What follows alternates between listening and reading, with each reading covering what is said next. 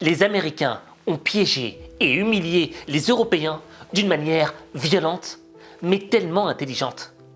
Et tu vas découvrir dans cette vidéo Numéro 1. la technique machiavélique employée par les Américains pour piéger et humilier les dirigeants européens. Numéro 2. Comment te protéger de cette technique psychologique qui vise à détruire ta vie. Numéro 3. Comment appliquer cette technique dans ta propre vie afin de te faire respecter par les personnes dominantes. Il y a une chose qui est claire, c'est que seul un petit groupe de personnes regardera cette vidéo jusqu'au bout. Et ce sont ces mêmes personnes qui seront le mieux préparées au monde de demain, tandis que la majorité de la population continuera à subir le monde. Donc, si tu fais partie de ce petit groupe de rebelles intelligents et que tu es prêt à devenir une personne importante, regarde ça. Le problème, c'est que on nous cache des choses. On nous cache des choses, pourquoi? Pour qu'on ne comprenne pas ce qu'est le monde. Tu vois, ici, j'ai mis en évidence Tupac. Pourquoi est-ce que j'ai mis ce rappeur des années 90 en évidence? Parce que je pense que dans la vie, il existe différents mondes. Et ce gars-là, il avait compris le monde de l'industrie du rap. Il en avait compris les mécanismes. C'est la raison pour laquelle il a eu un succès fulgurant. Et il y a un monde qu'on nous cache. Le monde de la géopolitique, de la géostratégie. Pourquoi? Parce que si on parvient à comprendre les mécanismes de ce monde, on en sortira beaucoup plus puissant. Raison pour laquelle, aujourd'hui, je t'emmène dans ce voyage du monde de la géopolitique et de la géostratégie. Et on va commencer avec cet événement qui s'est déroulé en septembre 2022. Je sais pas si tu te souviens, mais les Européens avaient commencé à s'inquiéter. Ils voyaient des bulles de gaz sortir de la mer Baltique. Les gens ne comprenaient pas ce que c'était. Et les médias ont commencé avec ce genre d'informations. Tous les regards sont tournés vers la mer Baltique. Il devient de plus en plus clair pour l'Europe que les fuites dans les gazoducs Nord Stream 1 et Nord Stream 2 sont dues à un acte de sabotage. Lundi matin, plusieurs explosions sont enregistrées dans les eaux du Danemark et de la Suède avant que les fuites ne soient détectées. Cet incident survient alors que l'approvisionnement en gaz est un sujet central entre l'Europe et la Russie depuis la guerre en Ukraine. Les 3 fuites sont apparues simultanément à 80 mètres de profondeur sur Nord Stream 2 et à 2 endroits différents sur Nord Stream 1. À l'arrêt, les gazoducs contenaient du gaz pour maintenir la pression.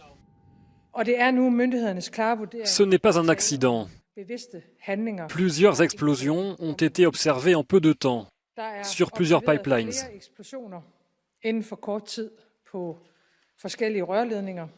Nous avons nos propres informations, mais nous avons également reçu des informations du Danemark. Et la conclusion de celle-ci est qu'il s'agit d'un acte délibéré. C'est probablement un sabotage. Alors que Bruxelles dénonce un sabotage inacceptable, tous les soupçons se dirigent vers la Russie, qui dément être à l'origine de ces fuites. Le Kremlin riposte et annonce l'ouverture d'une enquête pour acte de terrorisme international. C'est marrant, non? Mais dès qu'il y a un coupable, c'est qui qu'on pointe du doigt? Le grand méchant loup, le vilain petit canard, le mouton noir, les Russes. Ce qui m'avait fait marrer, c'est qu'à cette époque-là, les médias cherchaient un coupable. Et le coupable tout désigné, c'était qui? C'était les Russes. Moscou qui a décidé de couper le robinet pour protester contre les sanctions. D'abord, les Russes ont inventé un problème technique, une turbine en panne, et puis le 5 septembre, ils ont finalement dit la vérité. Oui, ils ont bien décidé de fermer le gaz pour protester contre le soutien militaire de l'Europe à l'Ukraine. Depuis cet été, les 2 gazoducs étaient donc fermés, mais éventuellement faciles à remettre en service à la fin de la guerre, par exemple. Sauf que désormais, ils sont troués, ils sont pleins d'eau et sans doute définitivement hors service. En tout cas, leur remise en état coûterait une fortune. Alors la question maintenant, c'est de savoir qui sont les auteurs de ce sabotage. Et c'est effectivement la question et malheureusement, on n'a pas la réponse. L'Ukraine accuse la Russie n'exclut aucune hypothèse. L'Europe parle d'un sabotage mais sans désigner le coupable et les Américains ne veulent pas spéculer. Mais Spéculons tout de même un peu. D'abord, on peut exclure une organisation terroriste parce que ces tuyaux se trouvent à une centaine de mètres de profondeur et il faut tout simplement un sous-marin pour les atteindre. Seule une armée, donc un État, est capable de mener une telle opération. Alors ensuite, on peut se demander à qui profite le crime. On sait que les Américains ont tout fait pour s'opposer à la mise en service de ce gazoduc Nord Stream 2. Ils avaient même décidé de sanctionner les entreprises européennes qui participaient à la construction en expliquant que les Européens allaient devenir trop dépendants au gaz russe et accessoirement les Américains préfèrent bien sûr qu'on achète le gaz américain. Sur le papier, Washington a donc un mobile. Sauf que le scénario de l'armée américaine qui viendrait saboter un gazoduc stratégique au cœur de l'Europe, c'est assez inimaginable. En tout cas, les spécialistes du renseignement et les militaires français que j'ai interrogés hier soir ne l'envisagent pas une seule seconde. Et du coup, les regards, ils se tournent vers Moscou. Et oui, si ce n'est pas les Américains, si ce n'est pas un pays européen, parce qu'on ne voit pas lequel aurait intérêt à ce sabotage, on n'imagine pas non plus que l'Ukraine en soit capable. Donc, par déduction, reste qui? Il reste effectivement les Russes, dont les sous-marins sont très présents dans la zone, 365 jours par an. Si c'était le cas, ce serait le signe d'une fuite en avant, de la volonté de définitivement priver l'Europe de gaz, en espérant que l'Europe grelotte et que les opinions publiques européennes se retournent contre les sanctions, sauf qu'on ne comprend pas très bien l'intérêt des Russes de détruire leurs propres installations, puisque c'est à Gazprom qu'appartiennent ces gazoducs et que les Russes ont dépensé des fortunes pour les construire. Reste donc le mystère reste donc entier à cette heure. Honnêtement, les Russes étaient les coupables idéaux. Mais moi, il y avait un truc qui me grattait, qui me chagrinait. C'est que les Russes avaient investi plus de 9 milliards de dollars dans ce pipeline. Et je me dis, ce serait se mettre une balle dans le pied que de saboter ton propre pipeline, dans lequel tu as investi tellement d'argent et tellement d'énergie. Et il n'y a pas que moi qui étais perplexe. Tous les experts étaient également perplexes. Est-ce que ce sabotage est un acte de guerre selon vous ? Ce serait un acte de guerre si c'était les Russes qui avaient procédé à ce sabotage. Aujourd'hui, on n'en sait strictement rien. Donc il faut qu'il y ait une enquête qui se mette en place et on verra à ce moment-là ce qui s'est passé.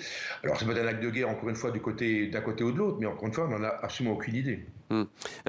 Quel serait l'intérêt des Russes, très franchement? Les Russes disent que les États-Unis, au contraire, eux, livrent beaucoup de gaz liquéfié aux Européens. Elles seraient perdantes dans cette affaire?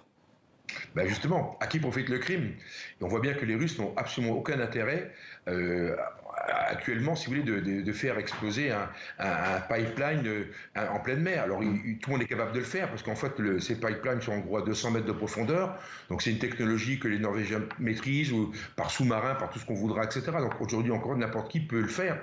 Le problème, encore une fois, c'est la raison, si vous voulez. À qui profite le crime? Quels sont les objectifs? On voit bien que les Russes aujourd'hui sont complètement vent debout sur cette affaire-là, et je pense qu'il va y avoir une enquête internationale qui va se mettre en place. Une enquête ce soir pour sabotage aggravé. À qui profite le crime? Je vous pose à votre tour la question. Clairement, ça ne profite pas aux Russes, puisque les coûts sont considérables, et puis ça bloque une des voies d'exportation de gaz russe, Nord Stream 1. Ça ne profite pas, bien entendu, aux Européens. À qui ça profite? Ça profite aux producteurs de gaz naturel liquéfié, parce que l'alternative au gaz russe pour les pays européens, c'est le gaz naturel liquéfié, avec le premier producteur de gaz naturel liquéfié, les États-Unis. Mais donc ça pourrait être les États-Unis selon vous? Je ne l'ai pas dit, je dis simplement que les États-Unis, les producteurs de gaz naturel liquéfié, les États-Unis et le Qatar notamment, profitent en fait de la situation. Bref, comme tu l'as vu, les experts semblaient perdus. Ils comprenaient pas. Mais pourquoi la Russie aurait fait ça? C'est se mettre une balle dans le pied, ça sert à rien, c'est idiot. Et pourtant, il existe un coupable.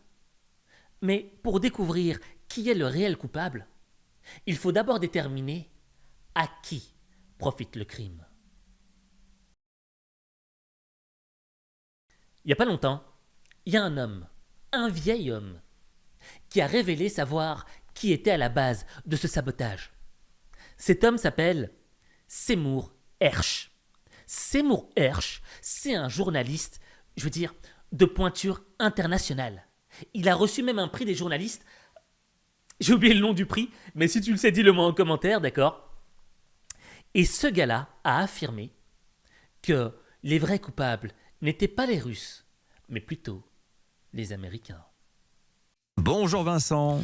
Bonjour Dimitri, bonjour à tous. Vincent, vous revenez sur les accusations portées par le journaliste américain Seymour Hersh. Il prétend, dans un long papier publié sur son blog, que c'est Joe Biden qui a ordonné le sabotage des gazoducs Nord Stream 1 et 2.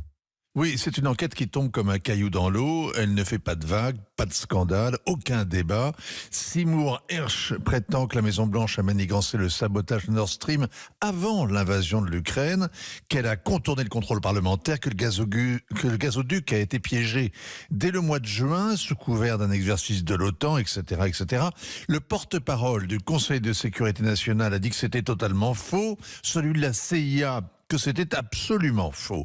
Les journaux new-yorkais ont renchéri parce que Seymour Hersh ne cite qu'une source anonyme. Et c'est vrai que le papier aurait été plus fort avec la photo d'un plongeur de la base de Floride racontant ses exploits. Sauf que dans le monde du secret, on fait du off, pas du show-off. En Europe, les journaux se sont alignés. Ils ont présenté Seymour Hersh avec des pincettes comme un journaliste prestigieux et controversé. Sa fiche Wikipédia s'est enrichie d'un mot infamant, complotiste. Oui, Seymour Hersh est pourtant, Vincent, un enquêteur de légende.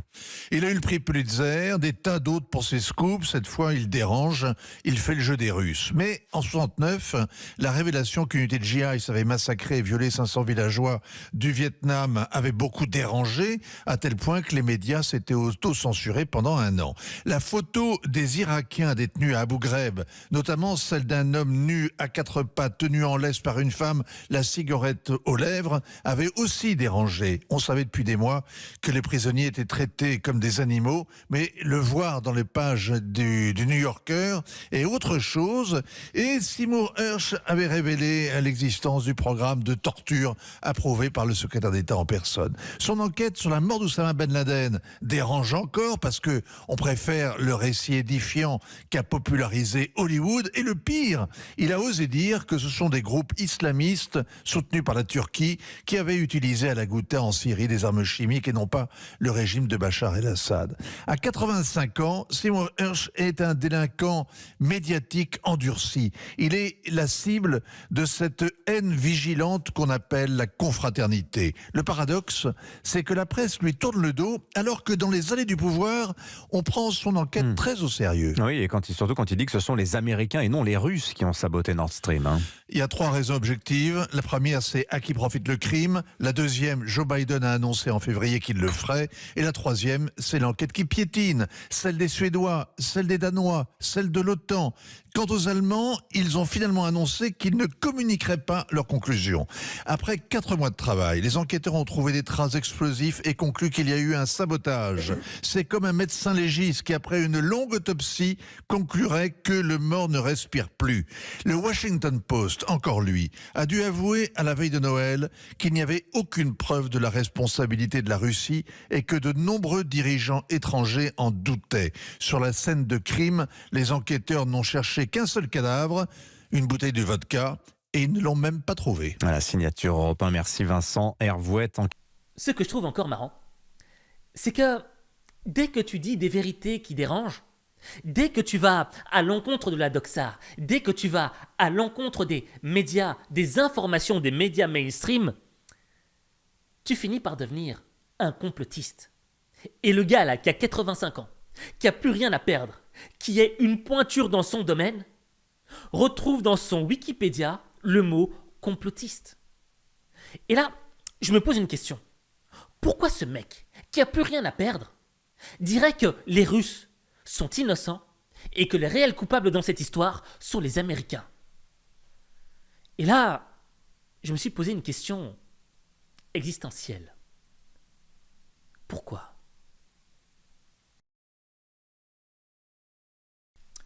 Pourquoi? Pourquoi, c'est la question qui permet de dévoiler la vérité. Tout commence avec un pourquoi. Et notre pourquoi commence aujourd'hui avec l'Allemagne, les Allemands. Pourquoi? Tout d'abord, parce que ce gazoduc reliait la Russie à l'Allemagne. Et ensuite, faut que tu saches un truc. Les Allemands, ils ont un petit jeu stratégique assez machiavélique. Qu'est-ce que je veux dire par là? Ces Allemands ont un objectif. L'objectif des Allemands, c'est quoi? C'est de devenir les rois de l'Europe. Et pour devenir les rois de l'Europe, ils ont une stratégie.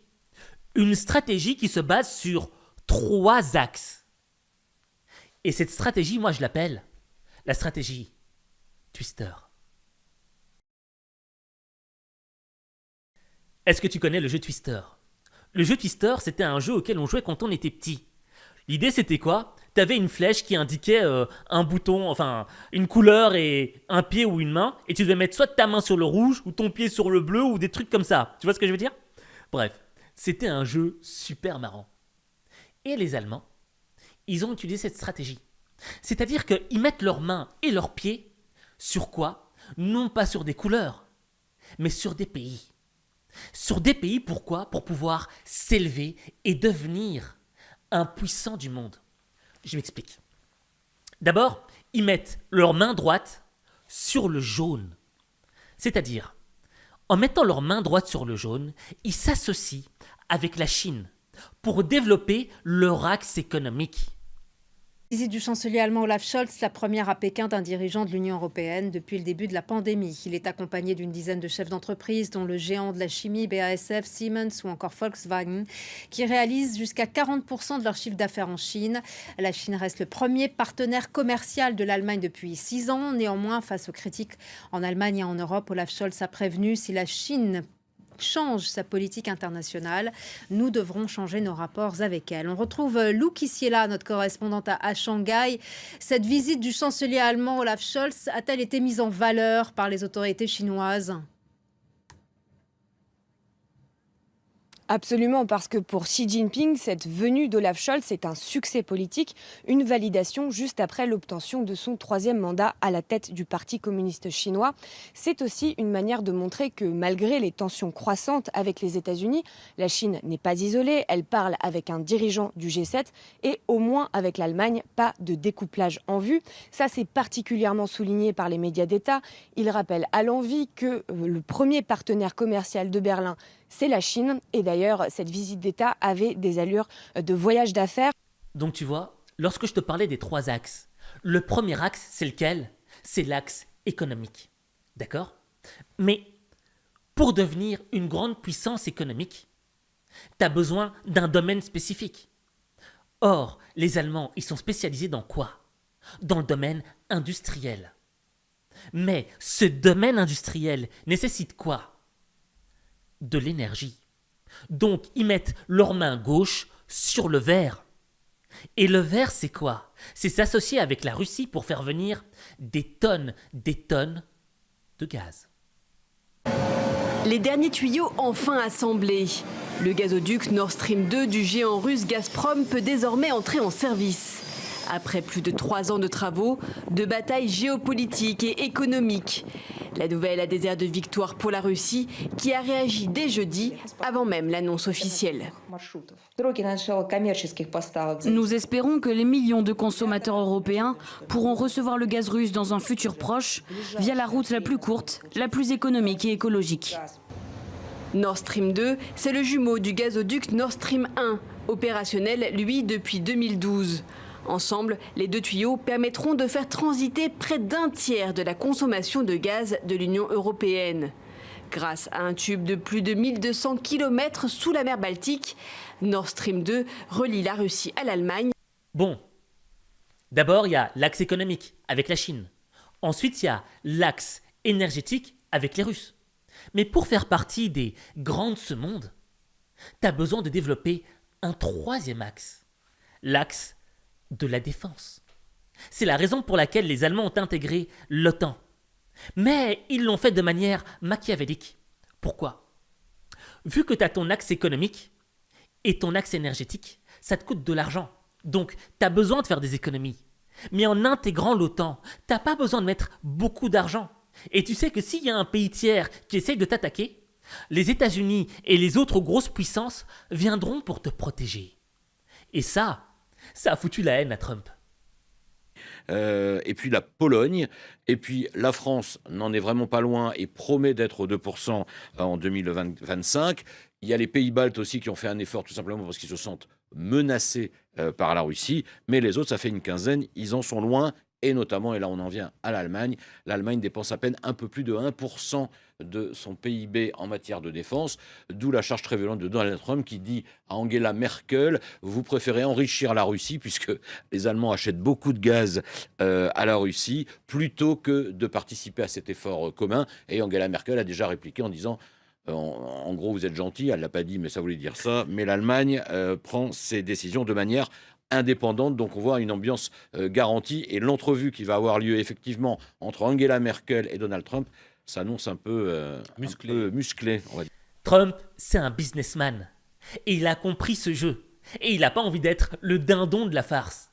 Mais en parlant de dindon de la farce, il y a un axe invisible parmi les 3 axes dont je t'ai parlé. C'est le pied gauche sur le bleu. Qu'est-ce que je veux dire par là ?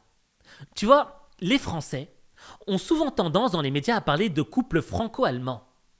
Or, les Allemands, ils parlent jamais de couple franco-allemand. Ils en ont rien à faire. Au fait, l'Europe pour eux, c'est quoi ? C'est juste un marchepied, tu vois ? Un marchepied sur lequel ils vont pouvoir s'élever un peu plus haut afin de devenir les rois de l'Europe. Le chancelier allemand se rend cette semaine en Chine. Mais ce déplacement d'Olaf Scholz à Pékin est décrié car cette visite intervient à un moment où l'Union européenne songe à réduire sa dépendance à l'égard de certains pays, comme la Chine, qui est décrite par l'Union européenne comme un partenaire et un rival systémique.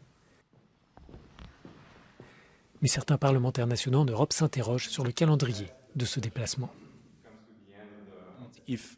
Si l'Ukraine nous a appris quelque chose, c'est que nous sommes plus forts lorsque nous agissons en Européens, lorsque nous sommes unis, lorsque les 27 parlent ensemble d'une même voix. Et cela ne va pas se produire si Olaf Scholz se déplace de son côté pour représenter son pays. C'est vraiment regrettable. La Commission européenne demande aux États membres de ne pas faire preuve de naïveté à propos des investissements chinois dans les infrastructures critiques en Europe. L'avertissement semble directement adressé au chancelier allemand. Berlin a donné son autorisation à Pékin d'acheter des parts du port de Hambourg, l'une des principales portes d'entrée commerciales sur le continent. L'Allemagne dit vouloir chercher à renforcer les relations entre l'Union et Pékin, mais certains alliés d'Olaf Scholz voient dans son déplacement la défense d'intérêts nationaux plutôt qu'européens. Le général de Gaulle disait « Il n'y a pas de pays amis, il n'y a pas de pays frères, il n'y a que des intérêts. » Et les Allemands l'ont très bien compris, raison pour laquelle ils la jouent solo, et raison pour laquelle les autres pays européens sont en train de chialer. Parce que les Allemands savent qu'ils ont un potentiel industriel, et que s'ils développent ce potentiel, ils feront partie de la cour des grands. Chine, États-Unis. Bref, on devra les respecter. Or, s'ils commencent à attendre que les Européens se développent en même temps qu'eux, ils savent qu'ils n'y arriveront jamais. C'est pour ça que la Commission européenne joue très souvent en faveur des Allemands. Stratégie extrêmement intelligente. Mais, il y a un mais. Je t'explique pourquoi. Tu vois, au niveau des gazoducs, il en existe plusieurs. Plusieurs gazoducs qui acheminent le gaz de la Russie vers l'Allemagne. Tout d'abord, tu as le gazoduc Yamal qui traverse la Pologne. Ensuite, tu as le gazoduc Fraternité, Brotherhood, qui traverse l'Ukraine. Et c'est quoi le problème avec ces 2 gazoducs ? C'est que, vu que ces pipelines passent par ces pays-là, eh bien, faut payer des royalties. Faut donner un gaz qui coûte un petit peu moins cher. Et en plus, tu dépends de la bonne volonté de ces pays-là. Donc, stratégiquement et économiquement, ça voulait pas sortir. C'est pas intéressant pour les Allemands. Et les Allemands ont dit aux Russes, écoutez les gars, j'ai une bonne idée où on va se faire vraiment beaucoup de fric. L'idée c'est quoi ? C'est de construire 2 gazoducs, Nord Stream 1 et Nord Stream 2, qui vont passer par la mer Baltique dans les eaux internationales. Et en faisant ça, on évite de payer des royalties aux Ukrainiens et aux Polonais. Pourquoi? Parce que les royalties, ça se mesure en milliards de dollars. Donc, les Allemands perdent des milliards d'argent. Or, avec cette solution-là, c'est ultra bénéf. Pourquoi? Tout d'abord, au niveau des royalties, les Allemands vont faire 50-50 avec les Russes. Et deuxièmement, lorsque ce gaz va arriver en Allemagne, ce seront les Allemands qui seront le hub qui va distribuer le gaz vers tous les autres pays européens. Super malin. Ce qui consolide encore une fois leur statut de roi d'Europe. C'est moi qui te distribue l'énergie. Celui qui détient l'énergie détient le pouvoir. Deuxièmement, ça va être bénéfique pour eux dans le sens où ça va pouvoir alimenter leur industrie. Cette énergie, ce gaz bon marché va leur permettre de développer leur économie. Donc, les Allemands gagnent sur tous les tableaux. Stratégie extrêmement maligne. Mais, comme je te l'avais dit, il y a un mais. Mais. C'est quoi ce mais? Ce mais, c'est quelque chose de puissant. C'est les Américains. Faut pas jouer avec les Américains. Tu vois, les Américains, ils voient ça. Et ça leur plaît pas. Pourquoi? Je sais pas si tu le sais, mais les Américains sont les premiers producteurs d'hydrocarbures en 2018. Et encore aujourd'hui, ils font partie des premiers, d'accord? Que ce soit en termes de pétrole ou en termes de gaz naturel. Et quand tu regardes ce graphique, qu'est-ce que tu vois? Ils sont en concurrence directe avec les Russes. Donc, il y a un truc qui me gratte si je suis américain. Moi, je fais partie de l'OTAN. Moi, je donne 50% de budget à l'OTAN. Toi, Allemand, tu donnes même pas 1% de ton PIB. Et je suis censé te protéger contre t'attaque. Par contre, t'achètes pas mon gaz de schiste. Même si mon gaz de schiste est très mauvais écologiquement, j'en ai rien à foutre, tu vois. Je veux que tu m'achètes mon gaz pour que tu me payes la protection que je t'apporte. Et donc, tu vois, les Allemands ont voulu la jouer malin. Mais ils n'ont pas pris conscience que les Américains, ils voyaient clair dans leur jeu. Et les Américains ont décidé de se la jouer en mode parrain. Tu sais, dans ce film Le Parrain, à un moment, ils envoient un message à un gars. À un gars pour lui dire « Calme-toi, reste à ta place. N'oublie pas que c'est nous les boss. » Et ce message était vraiment horrible. Le message, c'était quoi? C'est que le gars s'est réveillé dans son lit avec une tête de cheval. Le gars voit la tête de cheval, il pète un câble, il est en mode flip. Il est pas bien, tu vois. Ce qui se comprend. Et ce que je pense, c'est que sur ce coup-là, les Américains ont voulu passer un message aux Allemands. Et j'en ai pour preuve cette vidéo de Joe Biden.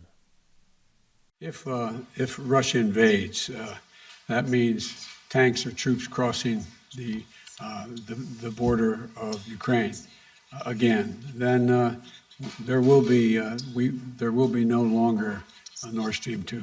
We will bring an end to it.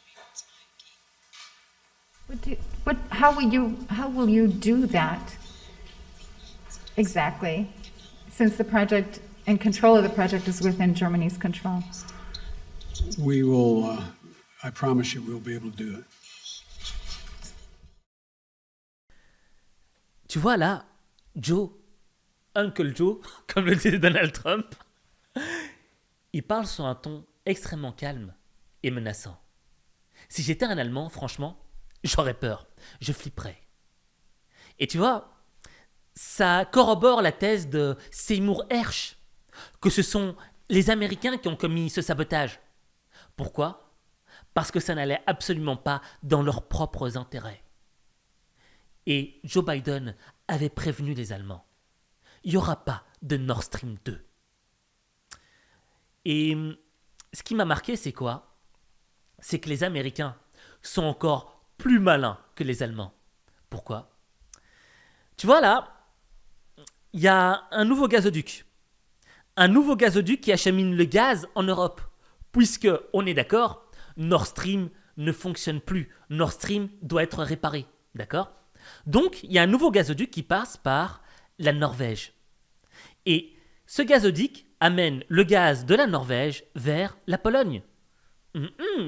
C'est assez bizarre tout ça. Pourquoi? Parce que, selon les informations de Seymour Hersh, les Norvégiens ont aidé les Américains dans le sabotage du gazoduc Nord Stream. Et dans le fond, ça va à leur avantage. Puisque c'est leur propre gaz qui va vers l'Allemagne, vers l'Europe. Ensuite, on sait très bien que les Polonais sont devenus les premiers alliés des Américains depuis que les Britanniques ont quitté l'Union européenne. Donc tu vois, là les Américains ont fait passer un message aux Allemands. Je suis le roi de l'Europe, pas toi l'Allemand. Ensuite, je fais ce que je veux. Tu vois, je t'éclate ton gazoduc qui t'a coûté 10 milliards de dollars. Qu'est-ce que tu vas faire? C'est moi qui gagne le rapport de force. C'est moi qui ai l'armée la plus puissante du monde. Et troisième point, c'est moi qui me ramasse tous les bénéfices. Donc, pour moi, c'est CQFD, quoi. Pour moi, la théorie de Seymour Hersh marche. Et maintenant qu'on a compris la technique humiliante des Américains contre les dirigeants européens, parce que cette technique-là, c'est un rappel. Parce que les Allemands ont fait une enquête, mais ils n'ont pas publié le rapport de l'enquête. Parce que le rapport de l'enquête, il dit quoi? Si le rapport de l'enquête disait que c'était les Russes, ils l'auraient publié. Mais vu que ce n'est pas les Russes, ils n'osent pas le publier. Et ça, c'est un message que les Américains rappellent aux Européens. Les gars, vous pouvez vous agiter comme vous le voulez.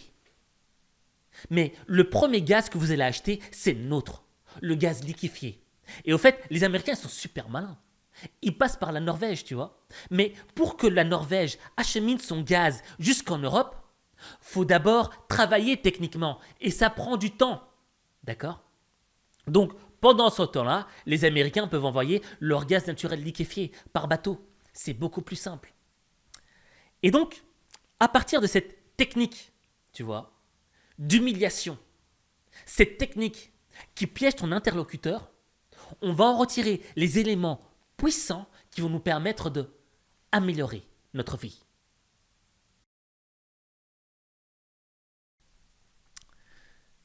Petite question, petit jeu. Est-ce que tu reconnais ce gars-là, de dos? 1, 2, 3, fini. Ce gars-là, c'est qui? C'est Mike Tyson. Un boxeur de malade. Un boxeur qui parfois, je me dis, est-ce qu'il est bien dans sa tête ou pas, tu vois? Il a mordu l'oreille d'un de ses adversaires un jour. Bref, c'est pas ça qui compte. Mike Tyson, c'est un mec dominant. C'est un mec avec qui, physiquement, toi et moi, enfin peut-être toi, hein, mais moi, en tout cas, je peux pas lutter. Je sais qu'il est plus fort que moi, donc je sais que je vais pas jouer contre Mike Tyson. Et ce qui m'avait marqué, c'est qu'un jour, il était invité sur un plateau au Canada. Et il avait commencé à clasher le journaliste qui était en face de lui. En gros, je t'explique. Le gars est en train de lui rappeler son passé de prisonnier. Il a été prisonnier pour viol.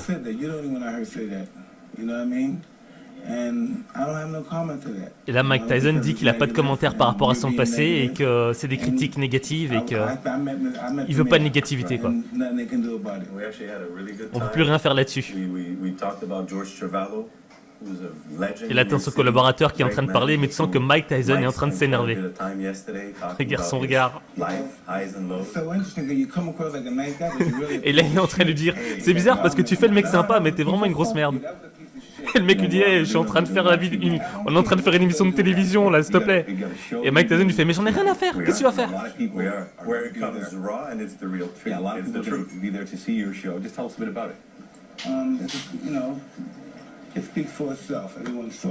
Tu sens que là, vraiment, Mike Tyson est de plus en plus énervé, quoi. On regarde son regard, là, c'est pas bon, Mike, c'est pas bon. Is it nerve-wracking for you to do something like this, or is it more nervous for you to box? How does it compare? I don't know. Et il insulte encore de petites merdes. Et il dit t'es une merde, quoi. Et là, le mec arrête. Et là, il insulte méchamment à la fin. Ce qui est marrant dans cet extrait, et ce qui est aussi humiliant, c'est quoi? C'est que le journaliste, tu vois, il sait pas quoi faire. Pourquoi? Parce qu'il sait qu'il est dominé par quelqu'un qui est dominant. Quelqu'un qui pourrait se lever, lui mettre une droite et le mettre KO. Il peut rien faire. Et là, il fait « Ouais, Mike, vas-y, désolé, mec, mais on est dans une émission de télévision, etc. » Et Mike lui répond « Mais qu'est-ce que tu vas faire ?» Et il commence à l'insulter comme une merde, devant toute la planète. Franchement, c'est humiliant. Et l'idée, c'est quoi? C'est comment est-ce que tu peux faire pour te retirer de ce genre de situation? Selon moi, le premier élément, c'est quoi? C'est de ne pas vouloir dépasser le maître. Qu'est-ce que je veux dire par là? Je ne vais pas dire deviens un soumis, deviens un dominé. Non. Au fait, dans l'extrait qu'on a vu là, le mec est devenu dominé. Il s'est fait dominer. Pourquoi? Parce qu'il a voulu se la jouer un petit peu fort. Il a voulu montrer sa force, qu'il était malin. Et il avait un petit peu mal parlé à Mike Tyson. Et Mike, il l'a remis à sa place. Au fait, le maître ne veut pas voir un élève le dépasser. Et Mike Tyson, tu vois, il sait qu'il est fort. Et ne joue pas le malin avec lui parce qu'il est plus malin que toi. Et c'est exactement ce qui s'est passé entre l'Allemagne et les États-Unis, tu vois. Les Allemands ont voulu se montrer, se la jouer, montrer qu'ils étaient également puissants. Et là, les États-Unis ne l'ont pas accepté. Les États-Unis ne peuvent pas accepter que les Allemands les dépassent, que les Allemands soient leur égaux. Donc, ils les ont remis à leur place. Et l'idée, c'est quoi? C'est de la jouer un petit peu comme Ben Gourion. Tu connais David Ben Gourion? Non? Écoute. David Ben Gourion, qu'est-ce qu'il voulait faire? En post-guerre mondiale, tu vois, le gars s'était dit l'arme nucléaire, c'est une arme de malade. Pourquoi? Parce que quand tu as une arme nucléaire, il n'y a aucun autre pays qui peut t'attaquer. Tu es protégé. Et donc, David Ben Gourion, qui était le président israélien, avait été chez De Gaulle et lui avait parlé de son idée de bombe nucléaire. De Gaulle a pété un câble et il lui a dit « Jamais, jamais vous n'aurez la bombe nucléaire ». Ensuite, il a été vers Kennedy, président des États-Unis. Même réponse, jamais. Et tu n'as même pas intérêt à y penser, à y repenser. Donc tu vois, David Ben Gourion, il avait compris que ses adversaires, enfin, ses alliés, d'accord, qui étaient beaucoup plus dominants que lui, qui étaient beaucoup plus puissants que lui, ne voulaient pas voir son pays, tu vois, devenir puissant. Parce qu'à partir du moment où tu as l'arme nucléaire, il n'y a plus personne qui peut rien te faire. Regarde la Corée du Nord. La Corée du Nord, c'est un des seuls pays qui insulte les Américains. Regarde le Pakistan, tu vois. Ben Laden était au Pakistan. Et pourtant, les Américains n'ont rien fait. Alors qu'ils soupçonnaient les Irakiens d'être des alliés de Ben Laden. Et là, ils sont partis. La différence entre l'Irak et le Pakistan, c'était quoi? C'était l'arme nucléaire. Donc, tous les pays sont conscients que s'ils ont l'arme nucléaire, personne ne peut rien leur faire. Et donc, le gars, il a utilisé une technique extrêmement astucieuse. Tout d'abord, il n'a pas voulu montrer sa force face à ses adversaires. Il se la masquait. Ensuite, il en a parlé une fois de ses projets, de ses intentions. Et quand il a compris que ça faisait peur à son adversaire, il s'est tu. Et il l'a fait en ce que j'appelle stummeling. Stummeling, c'est un mot belge, tu vois. Enfin, je crois que c'est belge, tu vois. Ça veut dire, tu fais le truc en cachette. T'en parles pas. T'en parles pas jusqu'à ce que ce soit fait. Et ensuite, tu peux le montrer et entrer sur la table des puissants. Donc, tu vois, sur le coup, là, les Allemands, tu vois, ils n'auraient pas dû montrer leur jeu en plein jour. Ils auraient dû rester discrets. Et donc, quand tu fais face à une personne dominante, d'accord, ne lui montre jamais que toi aussi tu veux monter, que tu veux être dominant. Ne montre jamais ta force. Ne parle jamais de tes intentions et de tes projets. Fais tout en cachette. Et une fois que c'est fait, là, tu désarmes tes adversaires. Maintenant, tu vas me dire, Aziz, je suis d'accord avec ton slide, mais tu ne nous dis pas tout. Oui, c'est vrai, je ne vous ai pas tout dit. Sur le slide, on voit, il y en a un autre. Ouais, il y en a un autre qui a appliqué cette technique. Et cet autre, c'est qui? C'est la Chine. Franchement, les Chinois, c'était un pays qui était extrêmement pauvre il y a quelques années encore. Tu vois, il y a quelques décennies de cela. Et pourtant, aujourd'hui, ils deviennent la première puissance économique du monde. Comment est-ce qu'ils sont arrivés à ça? Tout d'abord, le premier élément qu'ils ont appliqué, c'est quoi? C'est le Stumeling. Tu vois, c'est je parle pas et j'agis. J'agis en cachette. Je travaille en cachette. D'accord? C'est le premier élément. Et pourquoi cet élément est extrêmement important? Parce que ça te permet de devenir indépendant. Les Chinois, à contrario des Allemands, ils sont indépendants. Ils ont construit leur indépendance. Les Allemands ont voulu s'appuyer sur d'autres nations. Donc, finalement, ils sont devenus dépendants des autres nations. Mais quand tu es dépendant de quelqu'un qui est plus puissant que toi, il te remet à ta place quand il en a envie. Et là, les Américains nous l'ont démontré avec les Européens. Tu vois, les Européens ne peuvent rien faire. C'est les Américains qui mènent la danse. Et les Chinois l'ont compris. Et ils sont partis sur une stratégie où ils se sont dit « Ok les gars, faut qu'on soit dépendant d'aucun autre pays. Faut qu'on construise notre indépendance. Et le meilleur moyen de construire ton indépendance, c'est quoi? C'est de bosser. Il n'y a pas d'autre secret. Travail, travail, travail. Et quand tu commences à travailler à fond, ton indépendance commence à se dessiner petit à petit. Et c'est ce qui est arrivé avec les Chinois. Les Chinois, c'est des bosseurs. Chez les Chinois, il n'y a pas de week-end. Les Chinois, ils bossent partout. Ils n'ont pas de limite. J'étais étonné quand j'étais au Maroc et que j'avais vu un Chinois qui parlait le dialecte marocain. Le dialecte marocain, tu ne l'apprends pas dans les livres. Il n'y a pas de livre pour t'apprendre cette langue. Et le mec le parlait parfaitement. Parce que les Chinois ont la mentale du travail. Travailler pour devenir indépendant. Mais il y a un autre élément qu'il faut appliquer également. C'est créer la dépendance. Créer la dépendance chez les autres. Regarde ça, c'est une image d'usine. Or, aujourd'hui, l'usine du monde, c'est quoi? C'est où? Bah, c'est la Chine, tu vois. Enfin, c'est plus vraiment que la Chine, tu vois. Ça devient l'Asie, tu vois. L'Asie devient l'usine du monde. Mais la première usine du monde, à un certain moment, c'était la Chine. Et donc, tous les autres pays étaient dépendants de la Chine. La Chine a créé une dépendance. Donc, première stratégie, je crée mon indépendance. Deuxième stratégie, je crée la dépendance chez l'autre, chez l'adversaire. Et quand tu appliques ces deux axes, ces deux piliers, tu deviens de plus en plus puissant, comme la Chine. Et personne ne t'arrête. Et un jour, tu deviens tellement puissant que même le dominant ne peut plus jouer avec toi. J'ai été étonné quand j'avais vu des dirigeants chinois insulter des Américains face à face. Qui peut faire ça? Pas grand monde. Je paierais 10 millions de dollars pour voir un dirigeant européen insulter des Américains face à face. Je me souviens, Donald Trump, avant d'arriver en Europe, sur ses tweets, il insultait les Européens. Parce qu'il savait qu'il avait la puissance, parce qu'il savait que c'était lui le dominant. Et les Chinois l'avaient compris depuis bien longtemps.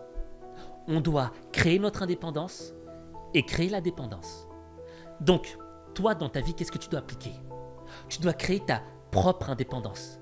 Ta dépendance, ton indépendance, pas dépendance, ton indépendance, tu vas la créer à travers le travail. Ensuite, lorsque tu es dans un environnement où il y a beaucoup de personnes dominantes qui gravitent autour de toi, faut que tu crées la dépendance. Faut que tu fasses en sorte que ces gens-là soient dépendants de toi. Et quand tu appliqueras ces deux éléments-là, personne ne t'arrêtera. Et tu changeras ta vie. Mais ta vie, Il n'y a que toi qui peux la transformer. Il n'y a que toi. Bon, je sais pas si c'était une vidéo ou une masterclass, d'accord? C'était super long, mais extrêmement intéressant si t'as été jusqu'au bout. Et je tiens à te féliciter si t'as été jusqu'au bout. Parce que, je te le dis déjà, il n'y a pas beaucoup de personnes qui vont aller jusqu'au bout. Il n'y aura que 5% des gens qui vont cliquer sur cette vidéo qui auront été jusqu'au bout. Donc, je suis fier de toi. Maintenant, j'ai une question à te poser. J'aimerais savoir à toi, quel est ton avis à propos de cette situation géostratégique. Est-ce que tu penses que ce sont les États-Unis qui ont saboté ce gazoduc Nord Stream? Ou est-ce que tu penses que ce sont les Russes? Ou est-ce que tu penses que c'est une autre entité? Dis-moi ce que tu en penses en commentaire. Et si tu as d'autres commentaires à me faire, d'autres choses à nous apprendre, mets-les en commentaire. Je serais très heureux encore de enrichir mon cerveau grâce à toi. Sur ce, on se retrouve pour une prochaine vidéo. Tu veux augmenter ta confiance en toi? Tu veux programmer ton cerveau pour réussir? Tu veux être motivé au quotidien? Alors, rejoins-moi dans le club des lions au mental d'acier, le Lions Club. Inscris-toi gratuitement.